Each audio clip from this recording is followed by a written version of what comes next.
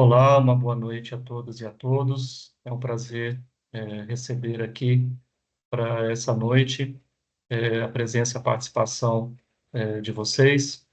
Nós estamos dando início ao seminário Joachim Var, 100 anos de ciência da religião, introdução à sua fundamentação teórico-científica.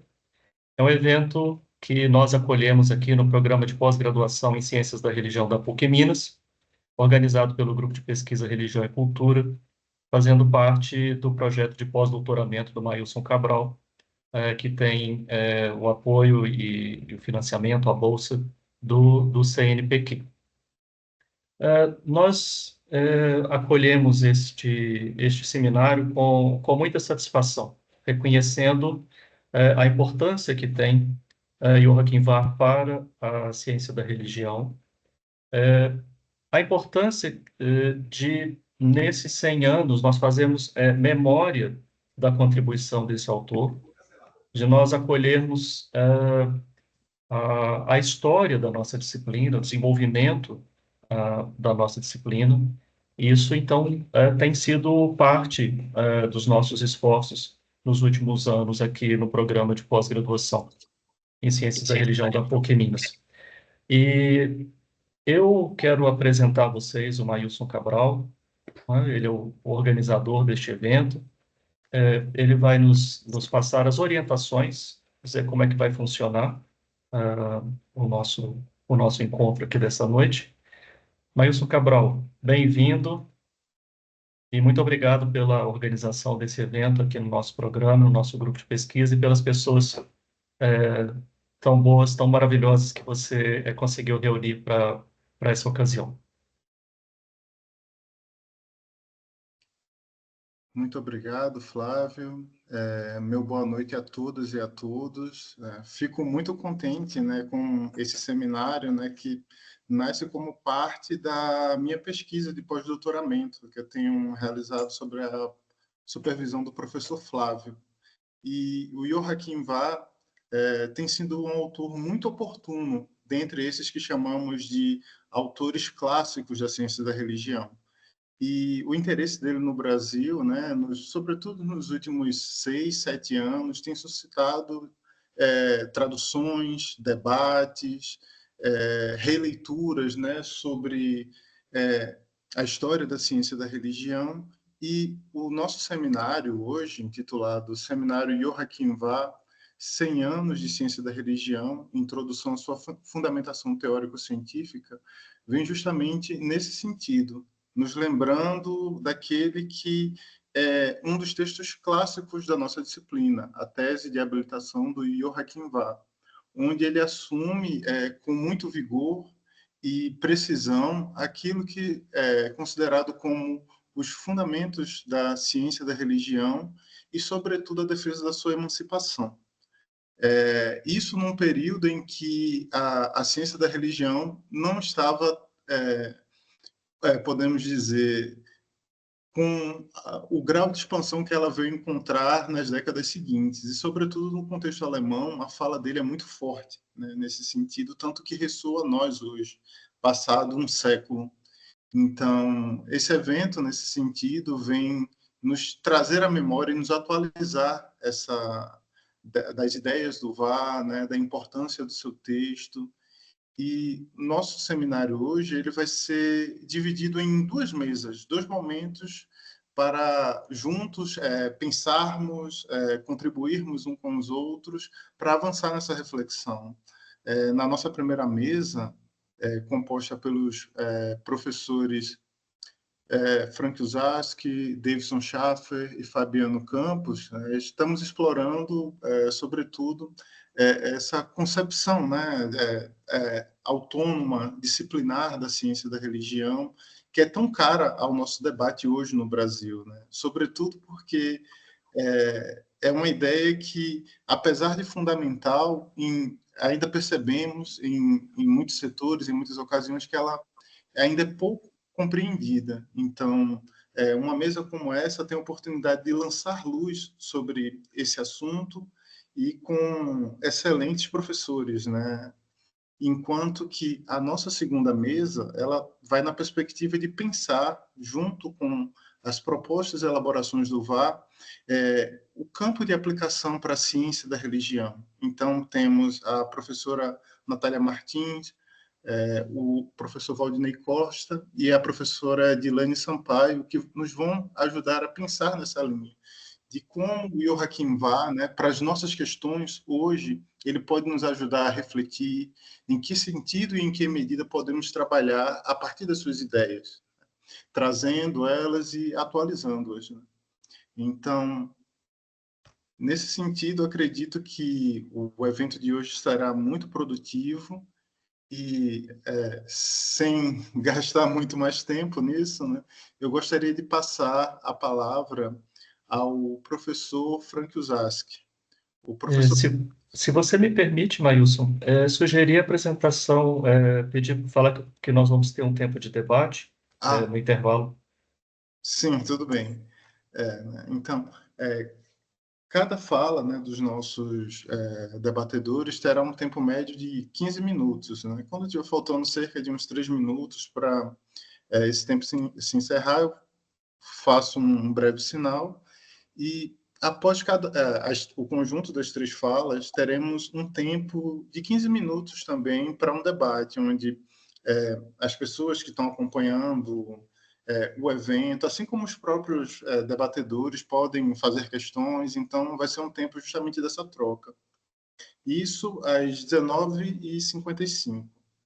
E teremos um breve intervalo às 20h10, um intervalo de 10 minutos, que retornaremos às 20h20, em que acontecerá a segunda mesa, e seguiremos o mesmo esquema de tempo, e haverá um debate às 21h05, né, quando se encerrarem as 3 falas, e também com um tempo de 15 minutos, e por fim, às 21h20, eu estarei incumbido de fazer uma síntese e encerramento desse nosso evento.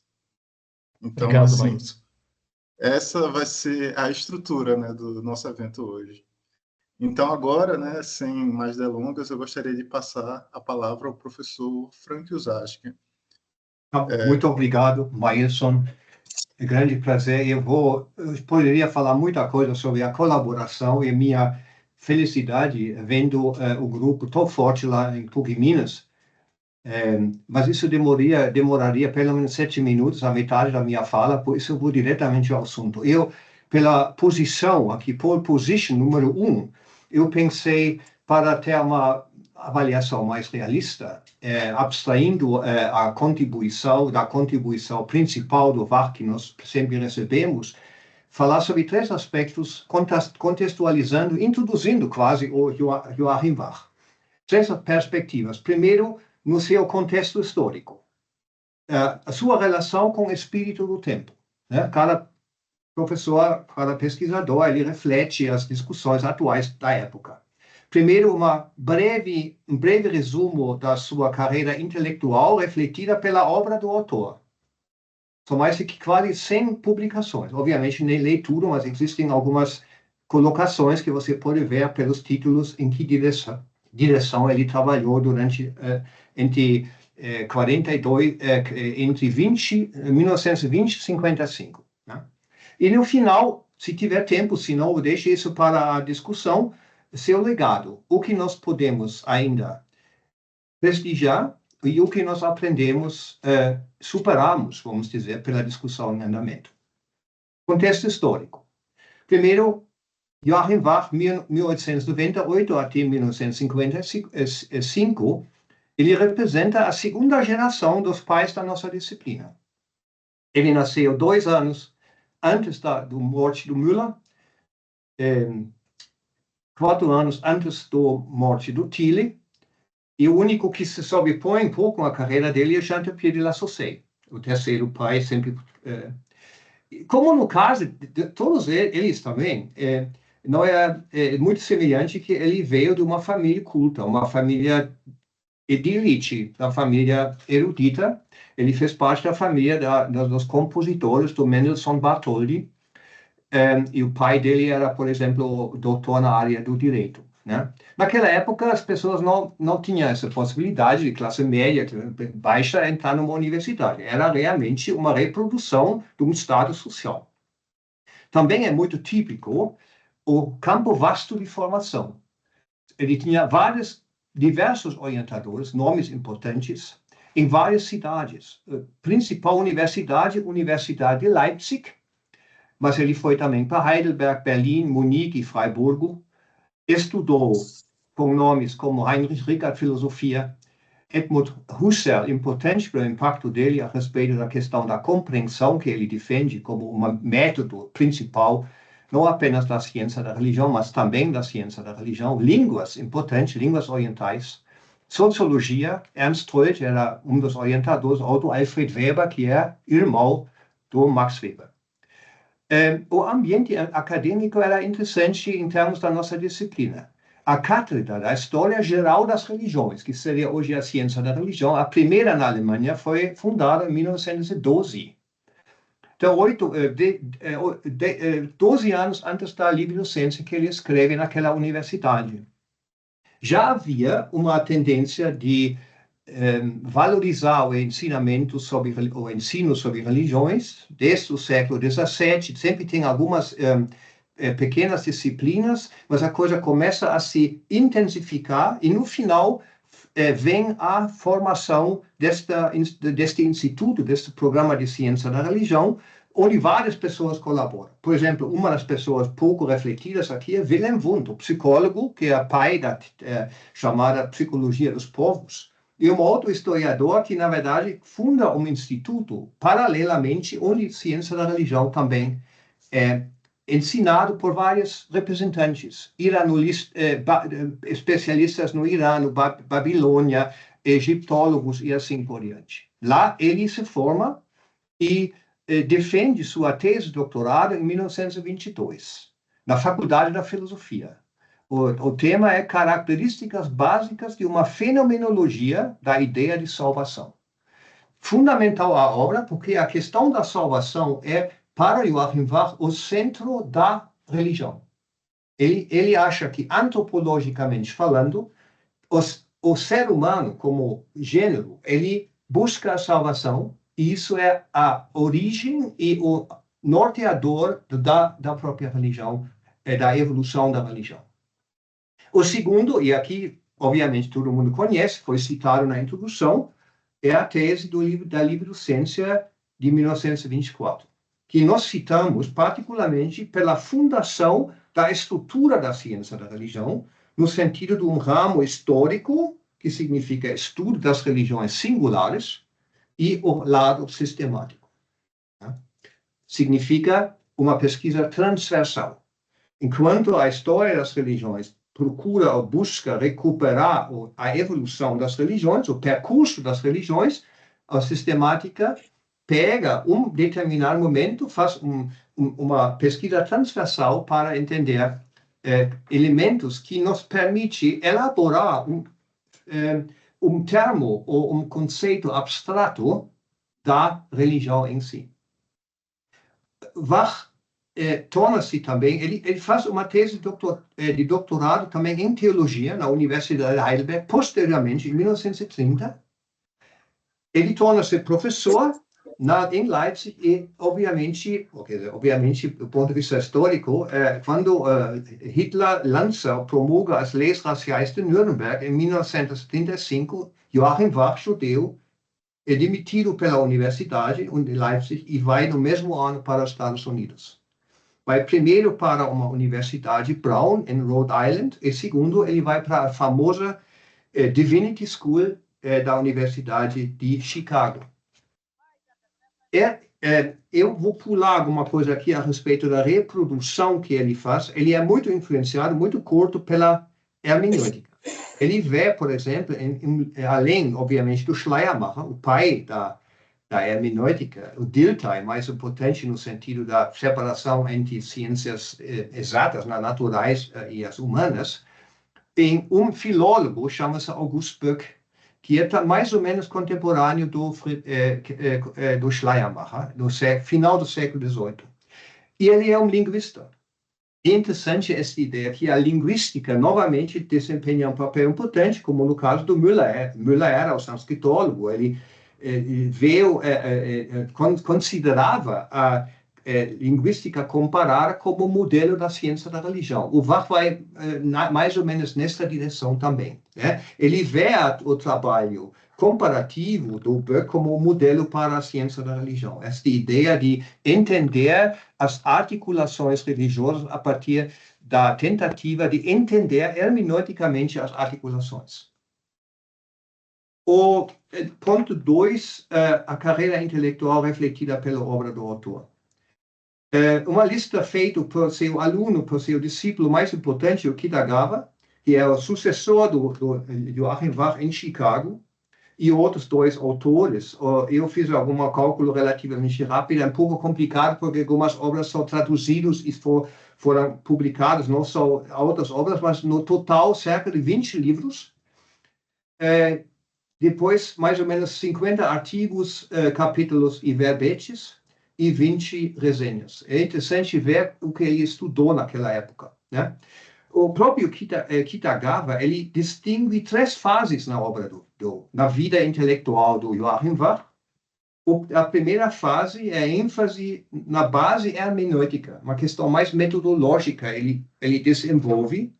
E, obviamente, ainda na primeira fase, ele vai apresentar sua ideia dos 2 ramos da ciência da religião, histórica e sistemática. Na segunda fase, ele retoma essa questão e intensifica a discussão. O foco é a ciência da religião sistemática. Ele vai, o que vale até hoje, dizer que nenhum dos 2 ramos pode existir por si só, dentro da ciência da religião, se não há uma colaboração no sentido, você não faz um estudo sistemático sem conhecimento empírico sobre a história das religiões, e vice-versa. Se você não tiver categorias para estruturar a história, você não faz história das religiões. E ele acha que, particularmente, a segunda sistemática, né, o segundo ramo, ela dá nossa identidade, a identidade da nossa disciplina. A tentativa de interpretar, analisar empiricamente, não especulativamente. Ele se distancia e claramente nessa fase da filosofia e da teologia. E na terceira fase, é interessante, a gente tem que lembrar que ele foi para os Estados Unidos, e nos Estados Unidos, até hoje, a discussão sobre a identidade, eu diria, militante da ciência da religião, que na Alemanha até hoje existe, na maioria das publicações, nos Estados Unidos é uma outra questão. A colaboração entre ciência da religião e teologia é muito mais comum. Nesse sentido, o Brasil é muito mais orientada nessa, eu diria, mistura, talvez confusão entre teologia e ciência da religião, né? E Bach vai agora sob a influência de Rudolf Otto. Rudolf Otto está no auge da sua na sua carreira, na sua repercussão. Esta abordagem criptoteológica vai, eu diria, abrandar a militância ou a clareza que Joachim Bach tem no início a respeito da separação ou da identidade separada da ciência da religião. Aqui tem, eu diria, ele abre a mão à influência da teologia até um certo ponto e à colaboração. A colaboração para ele era sempre claro no sentido da estrutura subdisciplinar. Ele mesmo deu ênfase na sociologia da religião, escreveu vários textos assim, mas ele sabia, primeiro, ele não se considerava um sociólogo, ele falou, eu faço sociologia da religião como cientista da religião. Né? Eu não quero apenas entender as formas sociológicas, eu quero interpretá-las, entendê-las hermeneuticamente. E o segundo aspecto é que ele estava claro que a psicologia da religião, a antropologia, as disciplinas que a gente conhece até hoje, desempenham um papel, são relevantes, inclusive a filosofia como uma ciência auxiliar, para ajudar o cientista da religião a esclarecer os conceitos, construir a lógica das suas afirmações e assim por diante. Rapidamente, o o legado. Vou só para os 3 pontos, depois deixo para a discussão. Eu acho que, eu acho que o que impressiona, além do legado no sentido da estrutura da nossa disciplina, que ele, na verdade, atuou nas 3 áreas que eu vejo como constitutivas para a nossa disciplina em termos da prática científica. Primeiro, uma reflexão epistemológica. O que é a identidade da ciência da religião? Aqui você já sabe que tem esta colaboração, essa complementaridade dos dois ramos. Segundo, ele publicou diversos livros sobre questões históricas. Talvez o mais famoso é um livro sobre o budismo Mahayana, a partir de um determinado sutra que ele desenvolve lá. Ele falava a língua, leu a língua. Ele tem um ensaio sobre ensinamentos do Islã. Ele tem outros textos sobre determinadas denominações norte-americanas. Então, aqui, história e religião, empiria, busca descrever os fatos, fenômenos. E a ciência da religião sistemática. A grande maioria da publicação vai nessa direção, no sentido da tentativa de compreender textos sagrados, trabalhar com a teoria de objeto, a sociologia da religião. Ele elaborou várias tipologias, por exemplo, tipologias de experiências religiosas, sistemática, né? A distinção entre igreja, denominação, seita, tipos de antropologias religiosas e sobre fenômenos específicos, particularmente a salvação, emoções religiosas, Schleiermacher, Rudolf Otto, diversos verbetes, um dos mais importantes enciclopédias, Religião em Geschichte und Gegenwart, que é 12 volumes, muito importante internacionalmente, e assim por diante. Eu acho que isso podemos, em 15 minutos, ou talvez 17, aprender com Joachim Bach por enquanto. Obviamente, tem alguma coisa que a gente tem que mencionar de maneira crítica, mas eu acho que como uma apresentação, a gente faz jus a nosso colega que nos deixou enriquecido e é responsável, afinal de contas, para o nosso encontro hoje. Obrigado, gente. Muito obrigado, professor Frank, por essa fala tão rica, tão cheia de detalhes, extremamente relevante para contextualizar a gente e entender um pouco mais desse grande autor que, na verdade, a gente está começando a descobrir aqui no Brasil agora, né? Quase um século de atraso, mas às vezes está um pouco em atraso, nos permite ver certas coisas que em outros lugares já não são mais nem comentadas ou discutidas, né? Então, assim, esse delay de tempo acaba nos ajudando a ver outras coisas também, né? Então, muito obrigado, professor Frank. Agradeço. Uhum. E, sem mais delongas, eu gostaria de passar a palavra ao professor Davidson. Boa noite.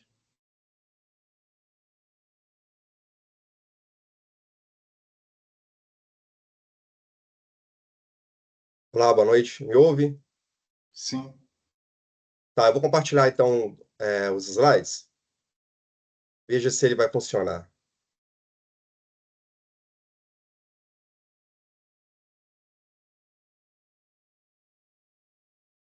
Sim. Tá aparecendo? Sim. Tá, então, ótimo. Boa noite.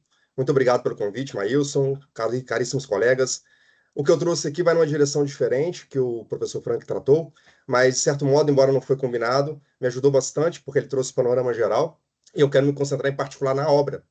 E aqui eu tenho, na verdade, 2 propósitos.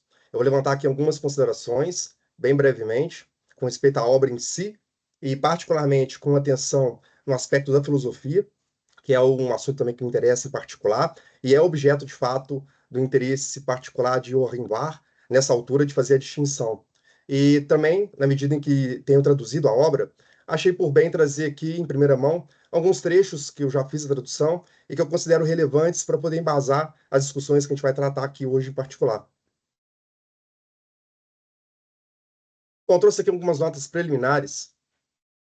Em particular, bom, ponto de partida é que é uma obra de epistemologia. Dá para tratá-la assim. Ela se colocaria no que hoje, por exemplo, e os colegas da PUC têm feito, sobretudo no contexto da epistemologia da ciência da religião.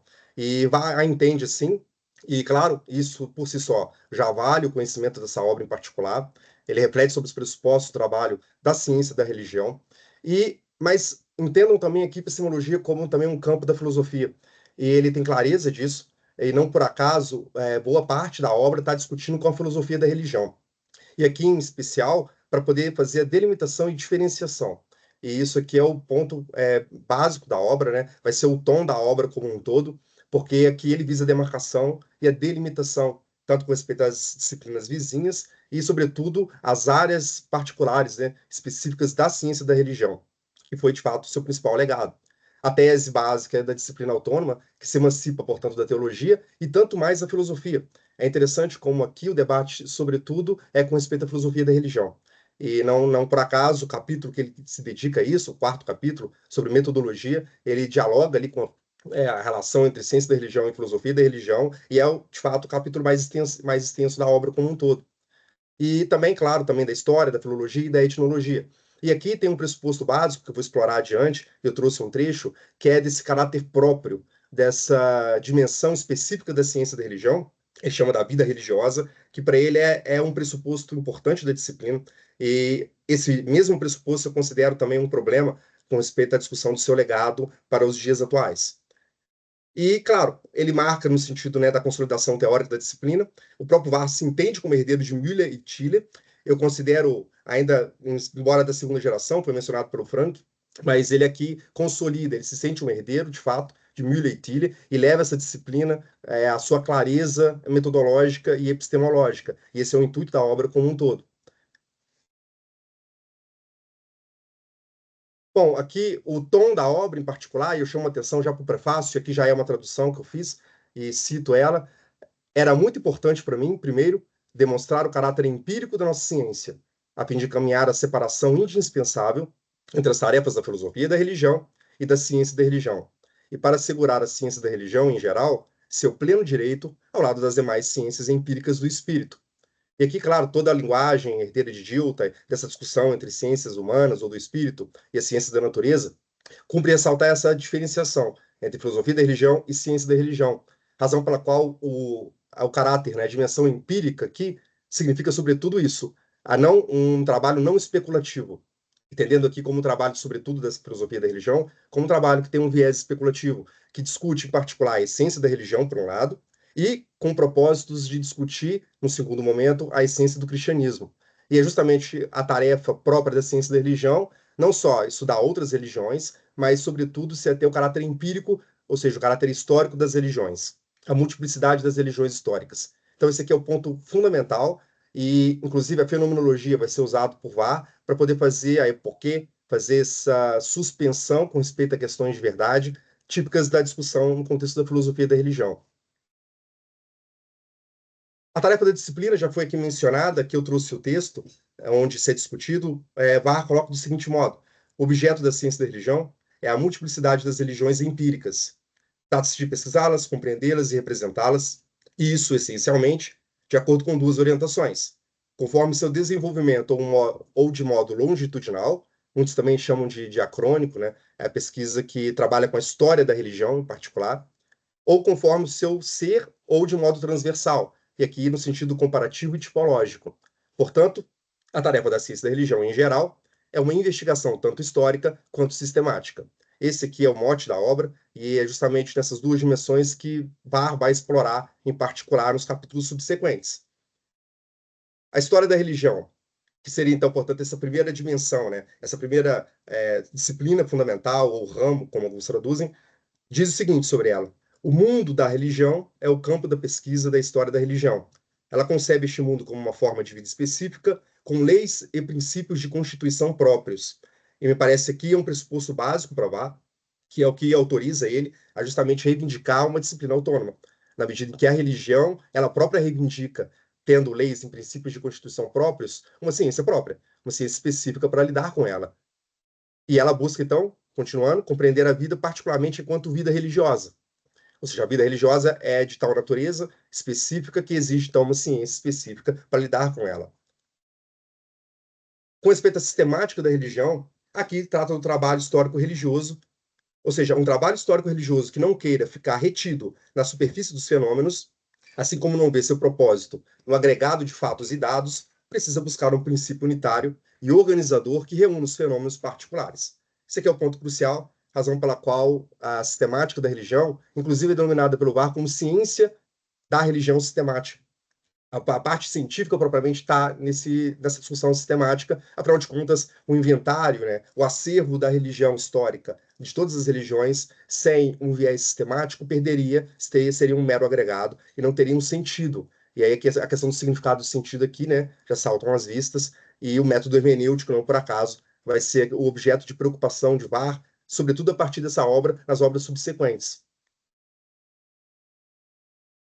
Aqui, então, eu chego numa questão já importante, porque VAR entende que a relação entre filosofia da religião e ciência da religião é o ponto controverso fundamental. Com respeito ao método da disciplina, cito VAR, se a ciência da religião quer ser uma ciência do espírito autônoma, ela não precisa ter clareza, então ela precisa ter clareza sobre a diferença do seu ponto de partida em relação ao ponto de partida da filosofia da religião. A ciência da religião toma como seu ponto de partida as religiões historicamente constituídas. Por isso, seu método há de ser determinado como predominantemente empírico. Neste particular, ela se acha em oposição à filosofia da religião, que sempre fez uso, até certo ponto, de procedimentos a priorístico-dedutivos. Certamente, a ciência da religião também efetua deduções, mas jamais pode começar por elas. Esse aqui é o ponto básico. Todos os grifos aqui do texto são os meus próprios, para poder enfatizar os aspectos cruciais do que VAR está propondo. E, claro, nem toda a filosofia da religião é a priorístico-dedutiva, mas, sobretudo, na época de VAR, em particular, e, sobretudo, a partir de Schleiermacher, Hegel, que eram autores muito influentes e que, através de Ernst Troeltsch, aparece também na discussão e no debate com Joachim VAR, o procedimento era, sobretudo, a priorístico no sentido conceitual. Então, bom, qual era o método do trabalho filosófico da religião? Apresenta-se um conceito de religião, uma essência da religião, em termos conceituais e de definição a priorística, antes de recorrer à experiência histórica, e então se busca na experiência histórica ver a sua manifestação e o seu desdobramento. E é justamente esse é o ponto de partida inverso da ciência da religião, pela sua natureza empírica, começa dos dados empíricos, começa das religiões historicamente constituídas, e só então desenvolve sistematicamente toda a categorização e os conceitos necessários para entendê-las. Aqui eu trago a ideia do escopo hermenêutico, portanto, que está aqui na linha de fundo. Diz VAR, quem quer designar o método da ciência da religião de histórico é livre para fazê-lo, pois o trabalho de toda ciência humana é em certo sentido histórico, na medida em que não reivindique tarefas normativas. Entendo aqui por normativo a discussão da essência da religião em particular, que no entendimento da estrutura, né, do programa da filosofia da religião da época, via de regra, utilizava-se da discussão com respeito à essência da religião para desenvolver a essência, né, a discussão com respeito à essência do cristianismo. E é nesse sentido que é normativo, porque ele tem um intuito de discutir em dimensões teológicas a discussão com respeito à religião em particular. Então, continua aqui a citação, seu objeto é histórico, a saber, as objetivações do espírito. Seu método é a pesquisa que inicia com a interpretação, aqui sobretudo em termos históricos, né? Isso aqui é oriundo da discussão com respeito ao método hermenêutico, está ligado também com a filologia, e aqui é a interpretação histórica, a interpretação gramatical, Auslegung. E culmina, então esse é o início, interpreta os dados históricos, e culmina com a compreensão, Verstehen, que aqui já implica, claro, todo o trabalho de sistematização. A caracterização histórica como procedimento geral das ciências do espírito indica unicamente sua oposição a todo procedimento normativo e gerador de normas. Todavia, a tarefa histórica não está em oposição à tarefa sistemática, pois a perspectiva sistemática está incluída na perspectiva histórica, o que já foi também mencionado, né, pelo Frank, e, claro, naturalmente, essa divisão ela é em grande medida didática, porque a base da ciência da religião é a pesquisa histórica, mas, ao mesmo tempo, só é possível compreender a pesquisa histórica de uma maneira sistemática, de uma maneira organizada, visto que, na medida em que nós organizemos e pensemos categorialmente a teoria da religião, os ideais tipológicos para poder traçar sincronicamente as relações entre as religiões históricas e também o caráter comparativo. E uma está incluída na outra, não há uma separação aqui radical. E, por fim, chamando a atenção para a filosofia da religião, que me parece aqui o ponto focal, e é sobre isso que eu gostaria também de encerrar discutindo sobre o seu legado. Cito VAR, neste particular, dois grupos de questões se colocam antes de tudo. Em primeiro lugar, existem questões que partem de problemas de conteúdo, ou seja, perguntas que se interessam em sentido especificamente filosófico pela essência, sentido e significado dos fenômenos elaborados pela pesquisa empírica, em suma, perguntas que se ocupam do valor e organização dos fenômenos religiosos em conexão com a vida do espírito. Essa dimensão, ele entende que, bom, com respeito à ciência da religião, é possível uma colaboração, ela é reivindicada, mas ela não auxilia a ciência da religião nesse quesito. É, de fato, uma relação de cooperação. Então, continuo. Portanto, problemas cuja solução exige a colaboração com a filosofia da religião, a metafísica e a filosofia da história. Esse elemento aqui mencionado por Joachim Barr fica subjacente, em segundo plano, e ele sim vai ser retomado na medida em que Barr, sobretudo na sua fase nos Estados Unidos e na Escola de Chicago, vai cada vez mais se aproximar do diálogo com a teologia, e ele retoma, sobretudo, a discussão da essência da religião. Entendo que essa dimensão que ele aqui já entendia como presente, sobretudo em caráter colaborativo, se torna mais aproximada, sobretudo na sua obra mais tardia. E, sobretudo, esse segundo momento é que aqui já está previsto.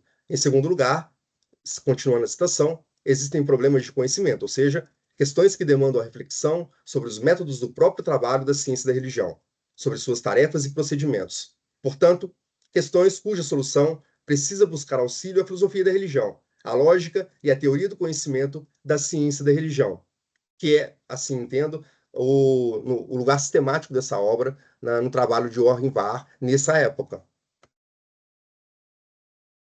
Aqui, com respeito à questão... Pois não? 3 minutos.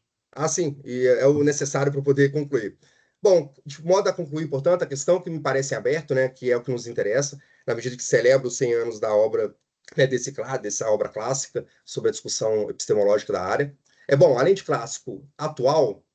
Bom, em primeiro lugar, assim me parece, bom, atual, na medida em que, não obstante sua ênfase na separação entre filosofia e ciência da religião, vai reivindicar, já nessa obra em particular, a abertura para o trabalho filosófico, sobretudo em termos epistemológicos. Isso eu acho que é, de fato, uma herança permanente. Me parece que o professor Frank também disse o mesmo. Agora, o desafio, e esse me parece não só um desafio para Joachim Barr, e eu gostaria de deixar para os colegas essa questão. Bom, há um processo cada vez mais enfático, já experimentado na época de Barr, com respeito à especialização do trabalho acadêmico em geral, não só da ciência da religião, mas dentro do qual a própria ciência da religião se beneficiou, na medida em que ela também recebeu um tratamento particular. Não obstante, o processo de hiperespecialização, ela dificulta, em geral, todo o trabalho acadêmico que pretenda uma integração, de algum modo, né, sobretudo com respeito ao seu objeto. E se é um pressuposto da ciência da religião que a religião seja um objeto complexo, tal, que exija várias dimensões, lidando com ela, em grande medida, de maneira interdisciplinar, esse processo de hiperespecialização, até que ponto isso vai permitir, de fato, que uma ciência da religião, com suas áreas bem determinadas e a sua autonomia, permaneça no longo tempo. Bom, deixo aqui a referência da obra que eu tenho utilizado para tradução, é uma referência ela foi publicada em 2001. Percebam que é um texto, né, que pertence a uma coleção teológica, então vejo que aqui o interesse teológico por Barr também é presente, e eu tenho utilizado então essa tradução, que tem uma boa introdução também de um teólogo que trabalha no contexto de diálogo interreligioso e que também demonstrou interesse em Barr e o apresenta nesse sentido de recuperar, bom, há algo de legado de Barr que possa ser recuperado, inclusive para a teologia, e ele tem esse intuito também com essa obra. Bom, é isso. Muito obrigado, espero ter usado o meu tempo da melhor maneira e dar um gostinho também daquilo que eu tenho feito aí, sobretudo no meu tempo vago, já que é difícil tornar compatível as tarefas, né, de docência e, ao mesmo tempo, de tradução. Muito obrigado. Professor Davidson, muito obrigado por essa fala riquíssima, né, e cirúrgica, né? Assim, temos a oportunidade de escutar o tradutor da obra no momento em que ele está realizando a tradução. E a gente sabe bem que é aquele momento que a gente está tão imbuído, né, tão junto com o texto, então é muito rico, né? Eu já tive a oportunidade de acompanhar alguns processos de tradução e essa troca é sempre muito enriquecedora para quem tem a oportunidade de escutar, né? E como eu não poderia deixar de anunciar também, né, que essa obra que o professor Davidson está traduzindo, a tese de habilitação do Joachim Barr, ela vai ser publicada na coleção Pioneiros da Ciência da Religião, pelas Paulinas. Então, fica um gostinho de quero mais e a propaganda aqui, né? Muito obrigado, professor Davidson. E gostaria, né, sem mais comentários, de passar a palavra ao professor Fabiano. Por favor, professor Fabiano. Boa noite a todas, a todos. Gostaria de começar a fala cumprimentando o professor Maílson, o professor Flávio, agradecendo pelo convite, que muito, né, me honra, me alegra de poder estar aqui com colegas tão estribados aí no pensamento desse autor, como o Maílson bem disse, é tão importante para nós, cientistas da religião. Cumprimento também a todas e a todos presentes, aos colegas e às colegas professoras também. Só uma observação inicial, eu estou com um probleminha aqui em casa de um ninho de abelhas que está bem na minha janela, né? Foi feito recentemente e pode ser que eu tenha que, em algum momento, espero que isso não ocorra, já fechei, porque há pouco entraram duas aqui me incomodando e tem sido um dilema na minha vida. Então, além de estudar esses autores, eu tenho matado algumas abelhas por, né, entrarem na minha casa, né, assim, mas procuro deixá-las lá, sem só aquelas que me agredir. Elas veem à luz e vêm, né, direcionadas pela luz, e espero que não tenhamos nenhum problema, mas caso eu precise, eu vou ter que pedir um tempinho aqui só para eu me reorganizar, tá? Mas a minha fala também vai ser centrada na obra do Warner, Religionswissenschaft, né, ou Ciência da Religião, de Warner, que, né, como os colegas já bem mencionaram, traz alguns aspectos importantíssimos de reflexão para nós aqui hoje, a meu ver. Eu, né, vou centrar minha atenção em alguns desses aspectos, sobretudo a questão empírica, a questão da filosofia, também da religião, a relação dela com a ciência da religião, a questão da essência da religião e a transformação que o Joachim Vah propõe nessa obra, além de outros elementos, a complementariedade entre as duas partes. Vou tentar não ser repetitivo, mas mostrar alguns pontos que me chamam a atenção da minha leitura e, né, a partir de uma leitura que faço dessa obra. Então, comecemos entendendo ou vendo o seguinte: o Vah afirma a autonomia da ciência e da religião, e quando ele o faz nessa obra, ele não atribui, como tantos outros que o fizeram, né, de maneira bastante ilógica, a meu ver, na época, é claro, a época de Vah, ele não atribui a essa disciplina uma competência ilimitada e indiscutível. Acho que esse é um ponto fundamental do qual nós temos que partir. Ele sabe dos limites, ele tem ciência dos limites da nossa disciplina e bem os aponta, né, e os aponta em algum momento em alguns momentos dessa sua obra. Ele começa dizendo, caracterizando melhor, né, a nossa ciência como uma ciência empírica. E, nesse sentido, ele faz uma distinção, estabelece uma distinção com relação à ciência, né, à filosofia da religião. Então, para ele, por ser uma ciência empírica, ela não pode decidir sobre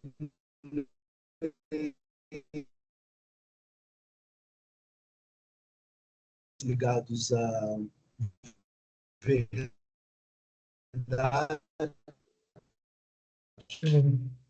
Professor Fabiano, não estamos conseguindo te escutar muito bem. Acho que está tendo algum problema de conexão.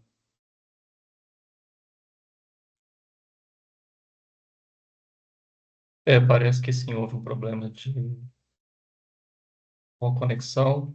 O Fabiano ficou com a imagem congelada e o som que vocês ouviram, né, que ficou comprometido. Falhou aqui. Isso, Isso. sim. A conexão, nós perdemos a compreensão, a audição do que você falava e aí a sua imagem congelou também. Os últimos 40 segundos, 1 minuto, não deu para pegar bem. Perdão. Enfim, espero que não tenhamos mais. Então, eu vou retomar aqui. Eu falava há pouco que o Fanon atribui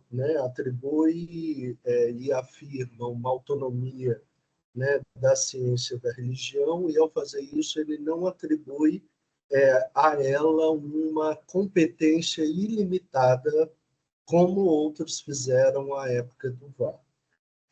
Nesse sentido, ele explica que a nossa ciência é uma ciência empírica e que deve partir, portanto, né, daquela realidade que pode ser observada, constatada através dos nossos sentidos.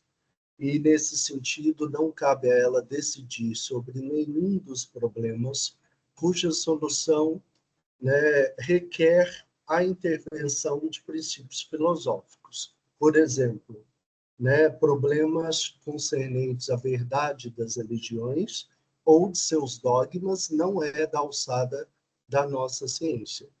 Mas, como, né, o professor Frank bem pontuou já, e o Davidson também, ele não relega a filosofia da religião, né, ao esquecimento. Ele só tira, né, o seu trabalho no interior da ciência da religião e pensa que ela possa servir, de alguma forma, como uma disciplina auxiliar que possa nos levar, por exemplo, à essência da religião. Caberia a ela a pergunta sobre a essência e não a ciência da religião. Nesse sentido, a gente percebe em Vá também que, deixando o termo essência, ele vai propor uma distinção entre, por aqueles termos de espírito, Geist, e de ou ideia, que me parece ser usados, no caso da obra, em sentido hegeliano. As duas noções que ele vai se servir para designar as questões relativas às religiões. E que alguns autores críticos, como o Pinard de Laboulaye, né, grande historiador das religiões, da história comparada das religiões na Gregoriana de Roma, época de Vá, vai ver uma espécie de retorno da questão da essência da religião, só que de outra forma, de outra maneira. Acho que é algo para a gente enfrentar, né, no futuro, nessa retomada que fazemos, né, crítica desses autores, é algo que tem chamado a minha atenção e que eu deixo aqui como um desafio para os futuros pesquisadores, pesquisadoras, colegas já, né, professores e professoras, como também, né, aqueles que são discentes, que, né, é uma questão que merece atenção. Pois, se eu compreendo bem, o Geist seria o conjunto dos aspectos distintivos, o caráter próprio de determinada religião. Caráter, aliás, que pode variar no decorrer da evolução ou, né, do próprio progresso das manifestações religiosas.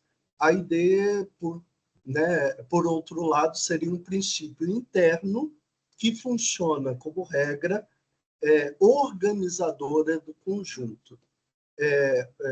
Nesse sentido, né, admito que eu não vejo com total clareza, com uma clareza suficiente, o uso dessa terminologia no pensamento do VAR. Mas, nesse sentido, eu penso que também e entendo que o VAR observa que a determinação da ideia, ela, a rigor, vai ultrapassar a investigação empírica. E, nesse sentido, que ele tenta casar a investigação empírica com a parte sistemática, né? É preciso dizer, penso eu, nesse sentido, que se ele se pronuncia pelo primeiro, né, o uso do termo como característica central, pois, de um ponto de vista empírico, é possível constatar a relevância mais ou menos acentuada de um aspecto ou de outro no caráter de uma religião, e, por conseguinte, na mentalidade de seus adeptos. Por outro, é possível mesmo constatar, no sentido todo formal, as relações mais ou menos lógicas, né, estreitas, que unem esse aspecto capital a outros. E é aí que está o interesse da sistemática, da parte sistemática no pensamento de Vá. Passando para uma outra reflexão que eu gostaria de fazer aqui hoje, esta ciência, então, né, a Religionswissenschaft, dividirá nessas duas disciplinas, né, ou nessas duas partes constitutivas, melhor dizendo, que, né, é a parte, por um lado, é a parte histórica, que procura descobrir qual é a marcha, qual é o caminho seguido pelas religiões particulares, e compreender a sua evolução, o seu progresso, como o desenvolvimento do princípio que elas portam ou carregam em si próprias. E, por outro lado, temos a sistemática, que procura estudar, segundo Vá, as formações similares e os processos típicos, com vista a descobrir princípios de explicação empírica. Essa ciência, né, essa última, né, parte, se dividiria ainda, né, para Vá, em uma sistemática material e uma sistemática formal. A material visa a exploração, a explicação de casos particulares ou um conjunto de casos semelhantes. Penso 3 que... minutos, professor Fabiano. Ok. Penso que talvez não seria, né, preciso a gente insistir mais nesse ponto, e gostaria, então, por fim, de trazer, né, a contribuição de Vá, no sentido de que se ele concede a história e a ciência distintas da filosofia, se ele concebe que elas não podem ultrapassar a ordem fenomenal, a ordem empírica, né? E, nesse sentido, as duas nomenclaturas, né, que são usadas e, né, são rigorosamente equivalentes, elas distinguem de maneira satisfatória 3 estágios no estudo comparativo das religiões. E aí, né, uma observação que eu acho que vale a pena a gente trazer, né? Aqui Vá aponta que a ciência da religião, ela estaria tanto relacionada à hermenêutica. Vá foi um dos grandes estudiosos da hermenêutica à época, e a questão da experiência religiosa, que sofre uma crítica muito ferrenha por parte de um Michael Pye, por exemplo, né, em alguns escritos, e a questão da sociologia da religião, que para Vá é constitutiva da própria ciência da religião e não é simplesmente uma disciplina num campo maior de estudos. Isso porque ele entende o ser humano como um ser relacional, que está no mundo com outras pessoas. Então, estudar religião é estudar o ser humano. E estudar o ser humano enquanto ser relacional é desembocar numa sociologia da religião. Agradeço a atenção de vocês. Vamos seguir. Muito obrigado, professor Fabiano, pela fala excelente, né? Assim, todas as falas foram excelentes, muito enriquecedoras, né? E a gente tem uma oportunidade como essa, né? De ter diversos olhares sobre a obra do Joachim Vá. E seguindo o protocolo, né, do nosso seminário, abrimos agora o momento para perguntas, né? E como um grande entusiasta, né, em torno da obra do Vá, eu tenho uma pergunta para cada um dos convidados, né? E depois eu abro também para que outras pessoas que estão acompanhando o evento possam trazer suas questões também. A gente vai ter um tempo um pouco curto para isso, né? Cerca de 15 minutos, então eu vou ser bem conciso, né? Para o professor Frank, a minha questão é o seguinte, né? É muito mais uma curiosidade. Eu tenho acompanhado, né, o debate em torno da obra do Vá, sobretudo em língua inglesa, que é onde é o meu segundo idioma. Mas em alemão eu não sei em quantas andas a discussão atual em torno da obra do Vá, né? Se de fato ele é um autor que na Alemanha continua sendo revisitado ou se não, né? Porque ao que me parece, em língua inglesa, já tem um bom tempo que as obras dele deixaram de ser reeditadas, né? Sobretudo após o falecimento do Joseph Kitagawa. Então, me parece que, ao menos em língua inglesa, né, houve um desinteresse em torno da obra dele, né? Houve um último seminário em Chicago, se eu não me engano, em 2006 ou 2009, que resultou em alguns textos sobre ele e sobre o Eliade, mas são textos que sempre vão num tom de dizer que o Vá está ultrapassado, né? Sem ter elementos que venham a gerar curiosidade, né? Então, pelo menos isso é uma leitura do que restou nos Estados Unidos, né? Então, eu gostaria de saber do professor Frank a respeito disso, né?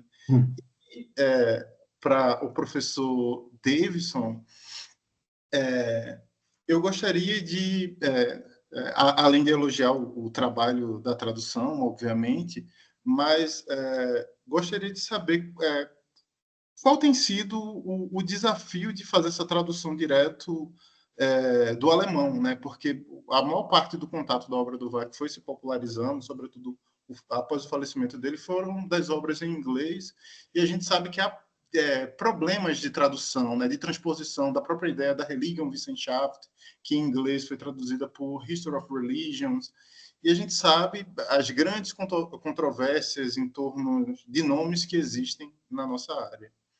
E, assim, a última questão para o professor Fabiano, né, que fez uma correlação muito interessante, né, com a filosofia da religião, eu gostaria de saber o que você pensa daquele que me parece ser o principal interlocutor na filosofia com o Vá, que é o Max Scheler, né? Isso porque na obra, na tese de habilitação dele, ele elenca que dos filósofos da religião do tempo dele, aquele que conseguiu fazer uma distinção melhor entre uma fenomenologia concreta dos atos e objetos religiosos, uma fenomenologia das essências, né, foi justamente o Max Scheler. Então, ele faz o diálogo que seria o papel da ciência da religião, num sentido sistemático, de tratar dessa fenomenologia concreta dos objetos e atos religiosos. E essa colaboração com Scheler é algo que se estende no Vá, inclusive no período que ele está nos Estados Unidos. Então, assim, me parece ser uma constante esse diálogo com Scheler. É isso. Tá, eu posso já começar a responder? Sim. Eu acho que a situação é semelhante, na Alemanha, é semelhante aqui nos Estados Unidos. A discussão sobre Bach é mais no sentido da verificação do próprio legado histórico da ciência da religião, onde o Bach, obviamente, desempenhou um papel importante. Eu não sei se eu posso compartilhar com vocês um site, o mais recente obra, que já tem alguns anos agora, esse aqui. Vamos ver se consigo compartilhar. Vocês conseguem ver? Isso é aqui de um livro do Rainer Flasche, que faleceu já, que ele é um cientista da religião da Universidade de Marburg. E ele lançou este livro de Religionswissenschaft Joachim Bachs, onde tem, por exemplo, capítulos sobre o desenvolvimento, aprofundamento e a superação da ciência da religião em Joachim Bach, na obra do Joachim Bach. E o outro capítulo, esse aqui, sobre as possibilidades de dar continuidade à ciência da religião do Joachim Bach. Algo que a gente faz, que eu tinha planejado, se tivesse 30 minutos, né? Mas exatamente a discussão é essa. Não é que Joachim Bach, como sociólogo, tem, eu diria, está no auge da evolução do pensamento sociológico. Isso não.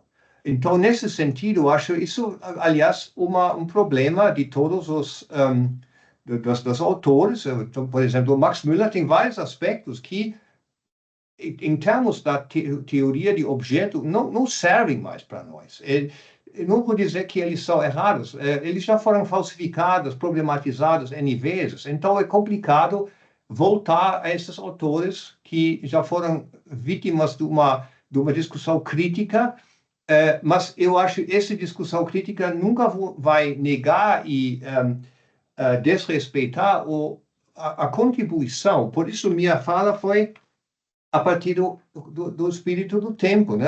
Do seu contexto. Ele é representante dessa época, e a avaliação principal não é o que ele não fala para nós hoje. Em que sentido ele era um pioneiro, em que sentido ele realmente conseguiu consolidar nossa disciplina naquela época, e quais foram as influências que ele tinha, né?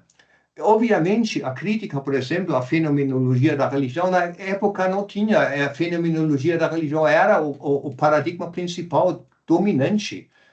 Essa discussão se desenvolve depois da morte do Bach, nos anos 70, tem essa briga de métodos, mas ela é muito posterior, né? Nesse sentido, faz parte do nosso legado, é respeitado e lembrado desse sentido, mas em termos de, vamos dizer, fruto teórico imediato, eu acho que o Bach também está um pouco no segundo patamar da discussão.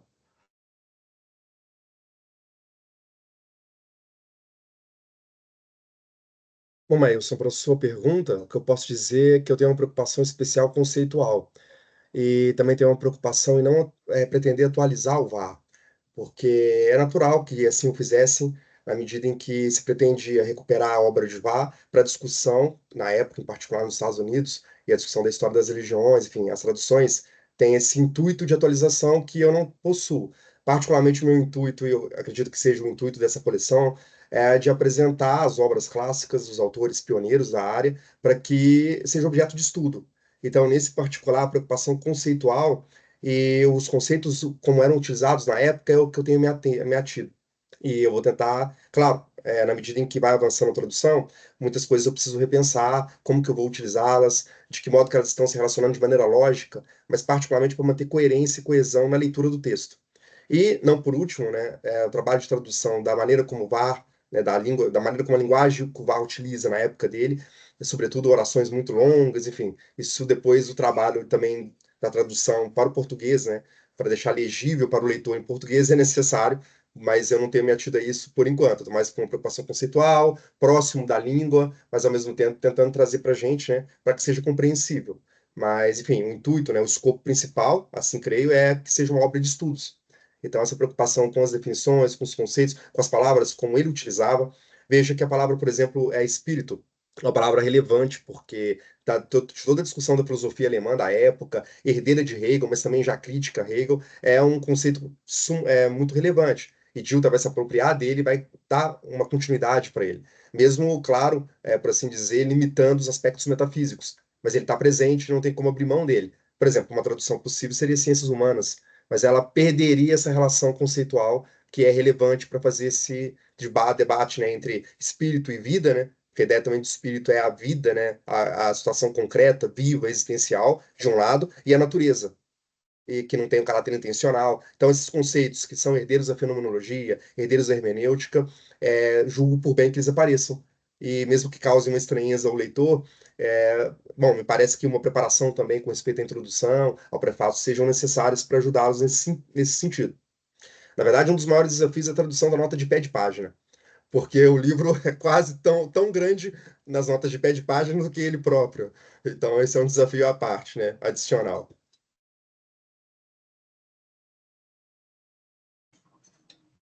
Posso falar? Sim.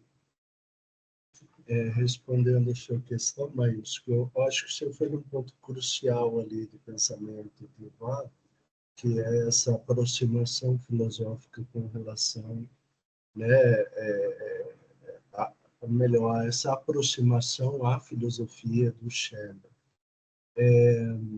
O Vá, né, na própria Religionswissenschaft, ele, né, vai falar, né, que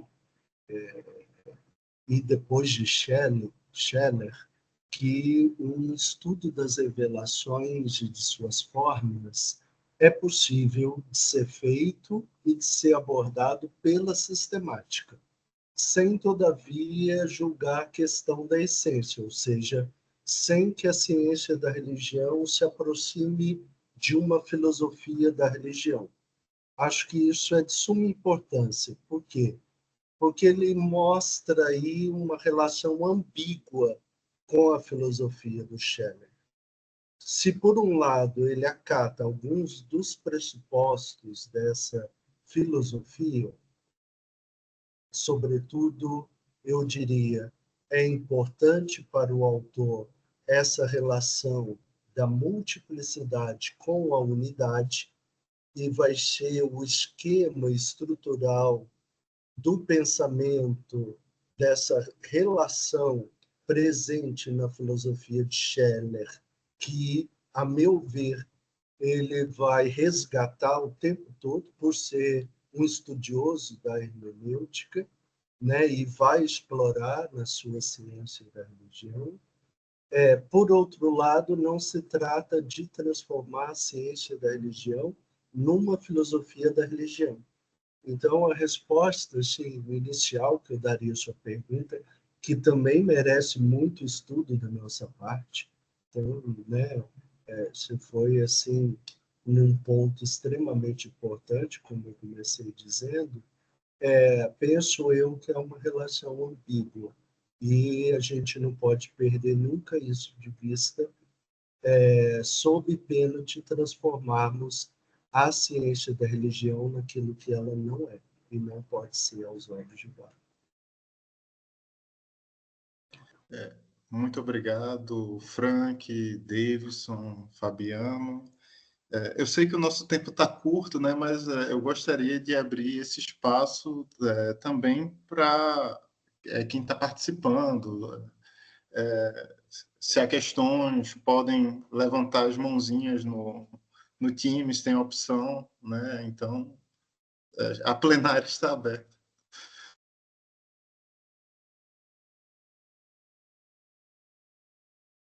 Enquanto as pessoas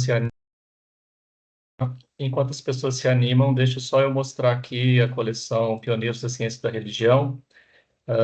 Compartilho aqui a página com vocês. Aqui, então, foi lançado recentemente o Introdução à Ciência da Religião, do Max Müller.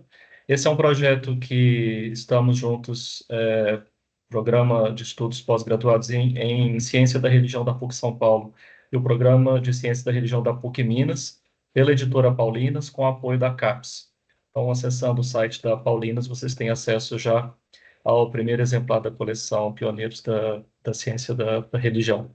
Ainda esse ano, acredito, não é mesmo, Frank, deve sair os 2 números do Chile, e no próximo, na sequência, né, em breve, o texto do VAR, que o Davidson está traduzindo.